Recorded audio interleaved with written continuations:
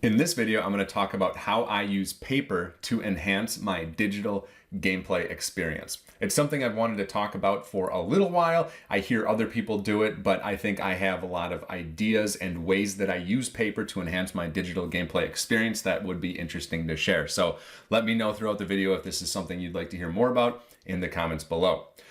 I consider myself a tabletop gamer. I play board games, I play role-playing games, I play print and play games. But I also love to play digital games. For example, right now I'm going through Baldur's Gate 3. I'm about 7 or 8 hours in and absolutely enjoying it. One of the things that I love to do is I love to use paper like this when I play digital games. And that's what I'm going to talk about in this video. I'm going to use 3 different games to illustrate how I use paper with my digital games. I'm going to talk about a Pokemon Gold Nuzlocke game I've been playing. I'm going to talk about the Kerbal Space Program, one of my all-time favorites, and I'm going to talk about one of my new all-time favorites, the return of the Obra Dinn. So let's go ahead and get started. The first game I want to talk about is my Pokemon Gold Nuzlocke game. Now, before I get into it, I want to describe what a Nuzlocke game is. If you are a hardcore Pokemon fan, tell me what I screw up in this description, because I know there's a few of you out there watching my video and I may mess this up. So a Nuzlocke game is a game that you play. It's a regular game of Pokemon, but there are some rules that you have to adhere to through the gameplay experience. So one of those rules is every single Pokemon you catch has to be nicknamed. So that way you develop some sort of attachment to that Pokemon, and it's a little bit more personal. The other rule that you have to abide by is that you can only attempt to catch one Pokemon and the first Pokemon in any given area. So for example, if you're walking down Route 27 through the tall grass and you get a random Pokemon encounter and it's a Pidgey, you can catch that Pidgey or decide not to, but you don't get another chance to catch another Pokemon on Route 27. You have another chance on Route 28 or when you go into the cave of Mount Moon, but not again on Route 27. Now there's a lot of other rules that you can add to a Nuzlocke game, but those are the 2 main ones. For my game, I added a few more, including if a Pokemon faints, it must be released. I cannot add Pokemon to the computer, so I need to kind of release Pokemon if my Pokemon bench is full and if I want another one and things like that. But those are the 2 main rules. Now, these rules make a game of Pokemon really, really fun. Because they create some really fun decisions where in a regular game of Pokemon, you don't have those fun decisions. So for example, if you do see a Pidgey on Route 27, do you catch it? Is that something that you want to do? Do you want a Pidgey on your team, or are we going to go to Route 28 and hope for something better? Also, there's a lot of tension because another rule that you can play with that I am currently playing with is that when a Pokemon faints, you have to then release it into the wild. It's no longer yours to keep.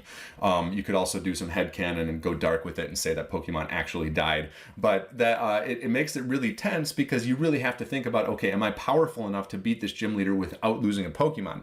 Oh, look, there's a Graveler. That Graveler has self-destruct. I have to be very careful when fighting this Graveler out in the wild because I don't want to lose a Pokemon just because of the self-destruct move. So it's a very fun way to enhance gameplay by adding additional rules. Now, how do I use paper to enhance this gameplay? Well, first of all, what I do is I list all of the locations that are coded into the game. You can find those on like different Pokemon Wikipedia sites. And I just make a checklist. And this checklist helps me visualize, okay, I've been to these locations. I've had my one opportunity to catch Pokemon at these locations. And I will not get that opportunity again once that is checked off my checklist. I usually have a to-do list in the game as well, or on the paper as well. And that just helps me when I put the game down for a few days and then come back to it. It tells me, oh, here's what I'm doing. Here's what I've done in the past. It's kind of like a running log of things that I've done and then need to do. And then finally, the best part about using paper to enhance my Pokemon Nuzlocke game is I record every single Pokemon by name that I catch. I describe where and when I've caught it and what type of Pokemon it is. And so when I think about my current game now, the only Pokemon that's been with me from the beginning or near the beginning is my very first Pokemon, my Totodile, whose name is Krawma, not a very good name, and he's made it through all the way. But my good friend Jacques the Butterfree died trying to take out a gym leader. My good friend Little Chad, the Geodude, died trying to take out a gym leader. And my team has completely changed. I've had to dismiss or release these Pokemon in gut-wrenching ways. And I can see the history of my playthrough on the paper that I'm playing. So I'm having a ton of fun using paper to enhance my Pokemon play experience, basically by using a checklist of rules and a little bit of a written history for what I've been doing in the game. Now, this type of thing can work really, really well with other games that are similar. So for example, well, quite frankly, any Pokemon game, this works really well because that's a game that you can replay over and over and over, but you can give yourself a different gameplay experience that's, not included in the game. But if you give yourself like the Nuzlocke rules to follow, you can have an enhanced experience and keep track of that on paper. I've also done the same thing with FTL, Faster Than Light. That's a game I absolutely love playing.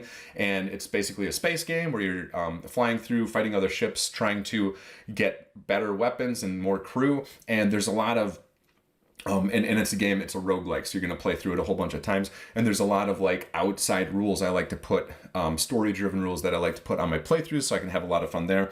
And something as simple as the Oregon Trail, you can have a lot of fun doing the same type of thing with the Oregon Trail. Now, the second game that I wanted to illustrate how I use paper to enhance my digital gameplay with is the Kerbal Space Program. This is one of my all-time favorite games of all time. I've talked about it in previous videos, how exploration in the Kerbal Space Program is some of the best exploration I've ever played in games.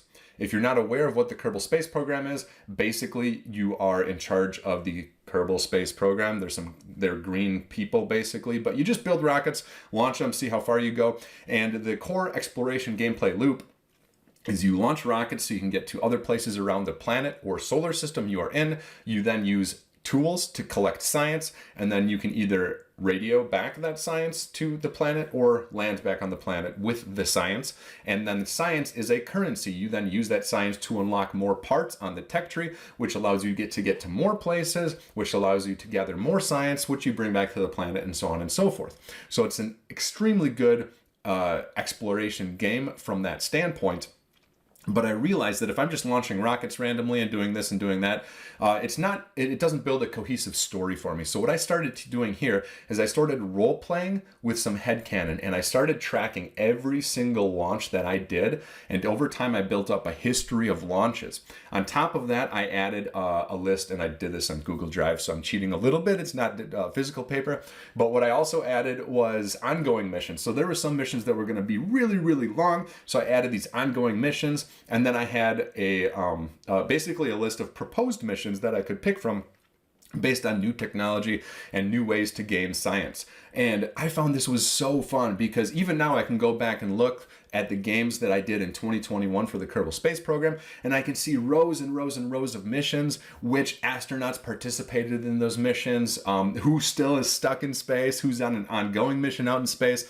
Even though I stopped playing Kerbal Space Program for maybe forever, maybe, who knows, but even though I stopped, I still have a ton of fun looking back at these lists and remembering the experience of basically having a running history of the space program that I was building in this game. And so that's one game that one way I use paper to enhance my gameplay in the Kerbal Space Program. Now, you can apply this to really any game that you play, any game where you want to have like headcanon or add like a role-playing element while you're playing digital games. And I'm currently doing this with Baldur's Gate 3 in my playthrough there. My character's name is Torna Aegeus, and I am just taking notes, as many notes as possible. There's a lot going on, and I'm also using audio notes for the first time, which is kind of fun. But so I have my notebook, I have audio notes, and it's really enhancing the gameplay because I'm almost role-playing within the game that is a computer role-playing game. So if you haven't tried this with basically any role-playing game or any game that's larger in scope, sandbox games, this is great for. I really suggest doing it. It can really enhance how you enjoy digital games. Now, the third game that I want to illustrate how I do this for is the Return of the Obra Dinn, which, by the way, is like my new favorite game of all time. I wrote a blog post about pretty much how good it is. If you're curious about the game, you can read my blog post. I don't think I include many spoilers or any spoilers at all, but it's definitely the type of game that you want to go in without knowing too much. You don't want some of the mystery to be spoiled for you. So try and avoid spoilers as much as possible. Basically, in this game, a ghost ship returns to harbor like years after it's been lost, and you are the illustrious title of insurance collector. Sorry, hold on here, my computer fell asleep. There we go. You are the illustrious title of an insurance collector, and your job is to find out who was on the ship, what their job was on the ship, and what happened to them. And you do this through use of a magic pocket watch that can send you back to the moment something traumatic happened on the ship. So it's very, very cool. There's a lot of visual clues. There's a lot of contextual clues that you can use to kind of put this mystery together. And you're trying to figure out what happened to like 40 people on the ship. It's pretty amazing. Anyways, what I did when I started playing that game is I kept a notebook and kept notes as much as possible as I went through the game. And one of the cool things about keeping a notebook when you're playing a digital game is, especially with this game is basically a notebook in itself. It has so many ways you can reference things you've seen or go back to, this or that, or replay some of these moments. So you're not going to like get stuck because you forgot something like you would in maybe the original Myst game.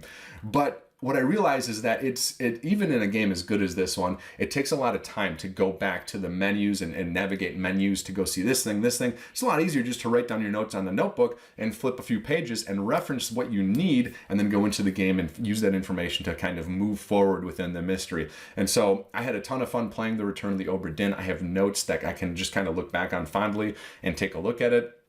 It is a game you can really only play once, so do know that going into that game if you want to play. But it really enhanced my gameplay experience. I was, again, kind of like role-playing as this insurance person and really figuring out the mystery using an actual notebook as I was playing this game on my Switch. I've used a similar tactic, keeping a notebook when I play games with a game like Subnautica. It's great for exploration games. Same thing with like Breath of the Wild. When I was playing Subnautica, I had to keep a notebook to just show me where things were underwater, because if I needed a certain material, I knew, okay, I need to go like 60 yards west or something like that, and I'll be able to find the material there. And it made the gameplay experience better, but also more fun because, I felt like I was exploring this alien ocean planet and my notes were there on the notebook. I've done the same thing with Minecraft, actually. Way back when I played a game where my entire goal of Minecraft was just to explore the world that was created. And so I basically was not quite a cartographer, because I realized when I was playing that game, I don't actually like drawing maps that much. I was more of an adventurer who kept notes of what he had seen. And so I was able to keep like an adventuring journal that showed what I had seen, where different things are, oh, there's a cave. I'm going to go explore the cave. Oh my, there's things inside the cave, and I ended up, it was a pretty quick gameplay experience. I only did a few hours of that, but it was really fun, just kind of journaling through what I had seen in the wilderness and exploring the Minecraft game. So that's how I used journals and note-keeping to enhance my digital gameplay experiences. So I've shared with you 3 different ways that I've been able to enhance my digital gameplay experience by using paper in 3 different ways. Pokemon Nuzlocke game and kind of keeping a history of what's going on. Kerbal Space Program and creating some headcanon and role-playing and tracking that throughout different launches and different things that are happening, kind of building up a history of gameplay.